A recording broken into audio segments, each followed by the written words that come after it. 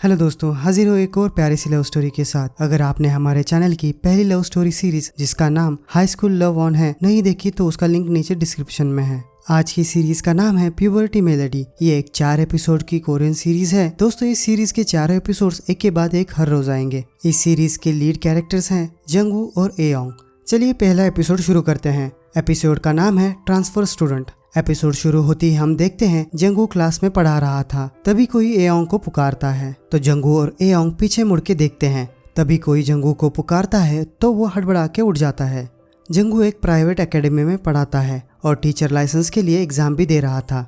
अगले सीन में घर आने पर उसे एक मैसेज आता है जिसमें लिखा था कि 3 दिन बाद नामिल हाई जो जंगू का स्कूल था उनके क्लास की ऑनलाइन कम्युनिटी शट डाउन होने वाली है। तो फोटोज और ईमेल्स का बैकअप लेने के लिए स्कूल ने रिमाइंडर भेजा था। जंगू स्कूल की वेबसाइट पर लॉगिन करने की कोशिश करता है पर वो पासवर्ड भूल गया था। तो वो सिक्योरिटी क्वेश्चन देखता है। उसका क्वेश्चन था पहले प्यार का नाम। पासवर्ड डालने के बाद पेज खोलने पर उसे उसका और एयोंग का फोटो दिखता है और वो अपनी यादों में 10 साल पीछे आ जाता है। 10 साल पहले, जहाँ एक तरफ एयोंग क्लास में कविता पढ़ते हुए दिखती है और दूसरी तरफ जंगू उसी छोटे से गाँव में अपने पेरेंट्स के साथ शिफ्ट हो रहा था।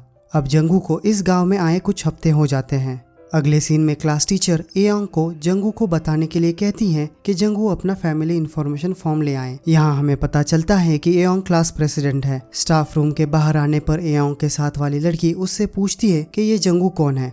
तो एयोंग उसे बताती है कि वो नया ट्रांसफर स्टूडेंट है। तब उसे जंगू का नाम पता चलता है क्योंकि जंगू बहुत ही लो प्रोफाइल रखता है, ना किसी से बात करता है ना किसी से दोस्ती। पर दियोक्वन एक वही होता है जो जंगू में इंटरेस्ट ले रहा था। वो जंगू को अपने घर भी इनवाइट करता है। तभी वहाँ पर स्कूल का बुली आ जाता है जिसका नाम है एयोंग बॉक। वो दियोक्वन को मारने लगता है और उसे अपने लिए खाना लाने के लिए भेजता है। जंगू इसमें नहीं पड़ता और चुपचाप रहता है। तभी एयोंग बॉक की नजर जंगू पर पड़ती है और नया लड़का देख एयोंग बॉक उसे भी सताने लगता है। पर तभी एयोंग खड़े होकर एयोंग बॉक को रोकती है। पर सारी लड़कियां उससे एयोंग बॉक के मुंह ना लगने के लिए कहती है और उसे नीचे बिठाती है। तो एयोंग बॉक ये क्लास पागल हो गया है कहकर वहां से चला जाता है। जंगू चुपचाप खाना खाते हुए अपने आप को समझाता है कि तुमने कुछ भी ना देखा ना सुना, ऐसा नाटक करो, ना कोई दोस्त बनाओ ना कोई दुश्मन, किसी बात में शामिल ना होना यही सबसे आसान है, क्योंकि उसने उसके पिछले 7 ट्रांसफर से यही सीखा था। अगले सीन में क्लास टीचर सबको एग्जाम के बारे में बताती है।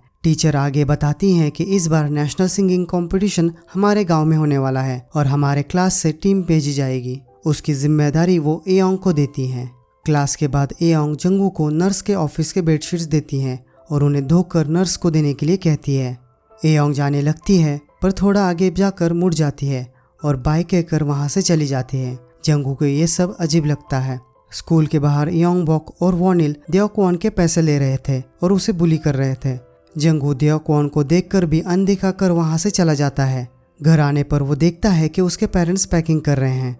जंगू के पूछने पर जंगू की माँ बड़ी ही खुश होकर बताती है कि वो सियोल ट्रांसफर हो रहे हैं। उसके पापा उसे बताते हैं कि उनका प्रमोशन हो गया है। तो जंगू बड़ा ही नाराज होकर पूछता है क्या मुझे फिर से ट्रांसफर होना पड़ेगा। वो अपने कमरे में जाता है और अपना सामान पैक करने लगता है।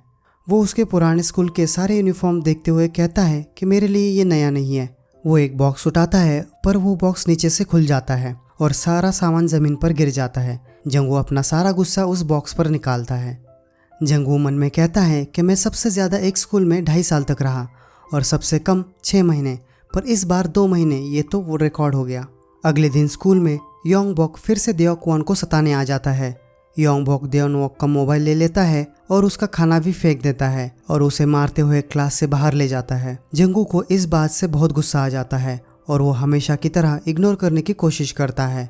पर एयोंग बॉक दियोक्वन को क्लास के बाहर बहुत ही बुरी तरह मारने लगता है। इस बात से जंगू को अब गुस्सा आने लगता है और उसका गुस्सा आपे से बाहर हो जाता है और जंगू जोर से चिल्लाते हुए एयोंग बॉक को रोकने के लिए कहता है और थैली लेकर एयोंग बॉक की तरफ फेंकता है, पर वो थैली किसी और को ही लग जाती है। वो पीछे मुड़ता है तो सारे बच्चे डरने लगते हैं क्योंकि वो स्कूल के गैंग का लीडर होता है योक हो AKA ब्राउन बियर। तभी एयोंग बॉक योक हो के पीछे जाते हुए जंगू को धमकाने लगता है कि क्या तुम्हें पता है ये कौन है। योक हो जंगू से कहता है अगर तुमने किसी को मारा तो तुम्हें उससे माफी मांग लेनी चाहिए।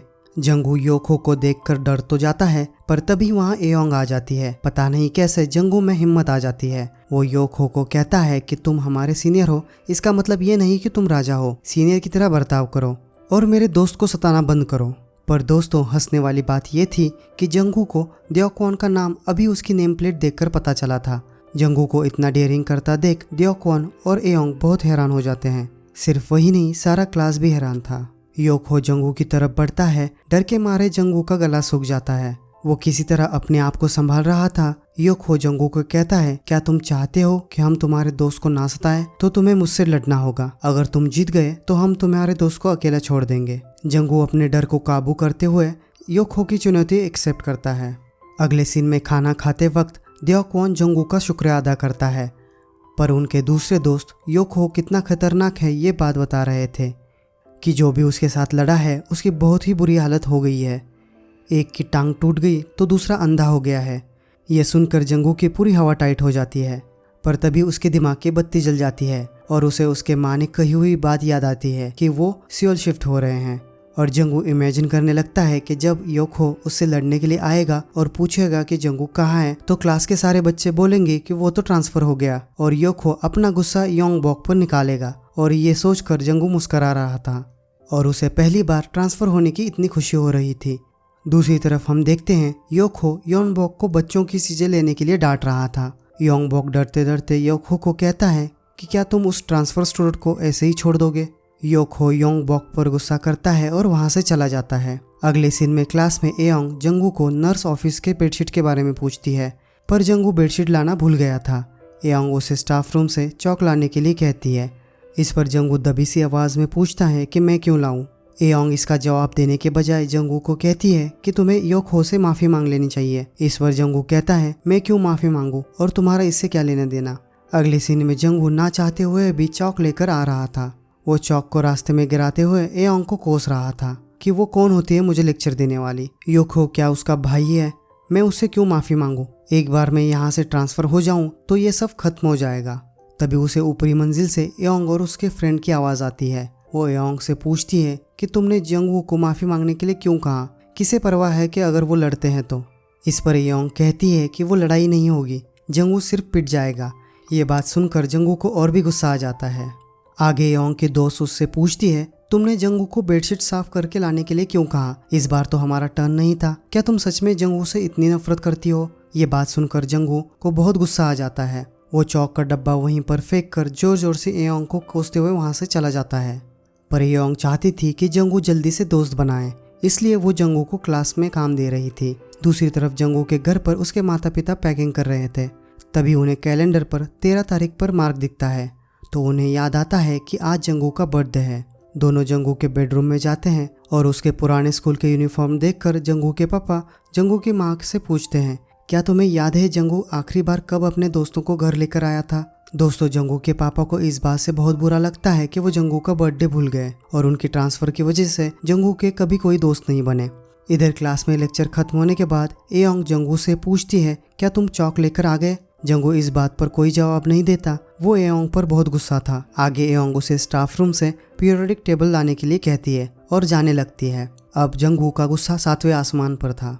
वो अपने चेयर को जोर से ढकेल कर गिरा देता है और एयोंग को आवाज देता है। सारा क्लास शांत हो जाता है और उन दोनों की तरफ देखने लगता है। जंगू गुस्से से एयोंग की तरफ बढ़ रहा था और मन में उसे क्या क्या सुनाएगा वो सोच रहा था। पर जब वो एयोंग के पास पहुंचता है, वो अपना हाथ उठाता है और एयोंग के कंधे पर रखते हुए कहता है, क्या तुम मेरे साथ बाहर चलोगी? ये सुनकर एयोंग बहुत ही शॉक हो जाती है। साथ ही सारे क्लास में सन्नाटा फैल जाता है। बहुत ही टेंशन भरा माहौल हो जाता है। सब एयोंग के जवाब की राह देख रहे थे।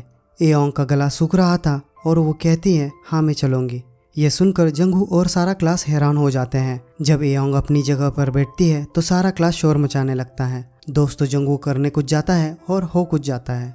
अगले दिन एयोंग नेशनल सिंगिंग कंपटीशन के लिए क्लास के बच्चों के नाम ले रही थी, पर कोई भी हिस्सा लेने के लिए इच्छुक नहीं था। तभी जंगू सोचने लगता है कि मैं तो ट्रांसफर होने वाला हूँ। अगर मैंने अपना नाम दे दिया तो जब कंपटीशन का दिन आएगा तब एयोंग को पता चलेगा कि जंगू तो ट्रांसफर हो गया है, तो एयोंग को अकेले परफॉर्म करना पड़ेगा और उसकी बहुत बेइज्जती हो जाएगी। जंगू को एयोंग से बदला लेने का ये बहुत ही बढ़िया आइडिया लगता है और जंगू अपना हाथ उठाते हुए नेशनल सिंगिंग कंपटीशन के लिए अपना नाम दे देता है। इस बात से सारा क्लास उन दोनों को चढ़ाने लगता है। जंगू मन में हंसते हुए एयोंग को गुड लक कहता है। उस दिन से जंगू सारे स्कूल में फेमस हो जाता है। सारे स्कूल में ये बात फैल जाती है कि जंगू ने एयोंग को डेट के लिए पूछा है। जंगू एयोंग को डेट कर रहा है, ये बात योंगबोक और वॉनिल तक पहुंच जाती है। दोस्तों, वॉनिल एयोंग को पसंद करता है पर एयोंग उसे घास भी नहीं डालती। इस बात से वॉनिल बहुत गुस्से में था। जंगू जब घर पहुंचता है तो वो देखता है कि घर का सामान अभी भी वहीं का वही है। तो वो अपने पापा से पूछता है कि क्या सामान अभी तक शिफ्ट नहीं हुआ। तो उसके पापा उसे कहते हैं कि अब हम ट्रांसफ़र नहीं करेंगे और वो जंगू से माफ़ी मांगते हैं कि वो ट्रांसफ़र की वजह से उसका बर्थडे भूल गए और उनके हमेशा ट्रांसफ़र होने की वजह से जंगू के कभी दोस्त नहीं बने और अब वो इसी गांव में सेटल हो जाएंगे और जंगू अपना ग्रेजुएशन यहीं पूरा करेगा। ये बात सुनकर जंगू के पैरों तले ज़मीन खिसक जाती है। अब जंगू ये इमेजिन करता है कि उसे बुरी तरह पीटा जा रहा है। दूसरी तरफ एयोंग के घर पर एयोंग नोटबुक पर जंगू की ड्राइंग बना रही थी। तभी उसकी माँ आ जाती है और उसे अपना टाइम वेस्ट ना करने के लिए कहती है और पढ़ाई करने के लिए कहती है। माँ के जाने के बाद एयोंग कैलेंडर पर 7 तारीख पर सर्कल करके ब्रदर लिख देती है। अगले दिन जंगू नाश्ता करते हुए सोच रहा था कि अब से उसे चुपचाप रहना पड़ेगा, इस तरह सब उसे भूल जाएंगे और उसे फिर से इनविजिबल बनना पड़ेगा। पर दोस्तों, जंगू ने जो कांड किए हैं उनकी वजह से जब वो क्लास में जाता है तब सारे बच्चे उसे देखकर शोर मचाने लगते हैं और कॉन्ग्रेचुलेशंस गाने लगते हैं। अपनी जगह पर बैठने पर देओकॉन उससे कहता है कि योंगबोक उससे पूछ रहा था और लंच के टाइम वो वापस आएगा। ये बात सुनकर जंगू डर जाता है पर अपने आप को संभालते हुए कहता है कि आने दो उसे। पर जब दरवाज़ा खुलता है उसके डर के मारे हालत ख़राब हो जाती है। आगे जंगू देओकॉन से पूछता है कि क्या यहाँ आसपास कोई अच्छा होटल है, मुझे लंच के लिए बाहर जाना है। तो देओकॉन उसे एक अच्छे होटल की सलाह देता है। एयोंग इस बात को ध्यान देकर सुन रही थी। लंच टाइम के दौरान जब एयोंग को लड़कियाँ पूछ रही थी कि तुम जंगू को क्यों डेट कर रही हो, जब वॉनिल तुम्हारे पीछे भाग रहा था तब तो तुमने उसे मना कर दिया था। ये सब वॉनिल भी चुपके से वहाँ खड़ा रहकर सुन रहा था। तभी योखू वहाँ आ जाता है और वॉनिल को पुकारता है तो सारी लड़कियां वहां से चली जाती हैं। दूसरी तरफ जंगू छुपते छुपाते क्लासरूम से बाहर निकलता है। तभी वॉनिल और योंगबोक उसके सामने आ जाते हैं तो वो उनसे छुप के वहाँ से भाग जाता है। पर तभी उसे योखो दिखता है तो वो उसकी भी नज़र बचाकर स्कूल से बाहर निकलता है। तभी उसे पीछे से कोई आवाज़ देता है, वो एयोंग होती है। पर तभी योखो की नज़र उन पर पड़ती है और जंगू को डर के मारे हिचकी आने लगती है। योखो उनकी तरफ बढ़ता है। जंगू की डर के मारे हालत ख़राब हो जाती है और ये एपिसोड यहीं ख़त्म हो जाता है। क्या जंगू और एयोंग की लव स्टोरी पूरी हो पाएगी? क्या योखो जंगू को पीट देगा? एयोंग के भाई की क्या मिस्ट्री है? ये जानने के लिए मिलते हैं अगले एपिसोड में।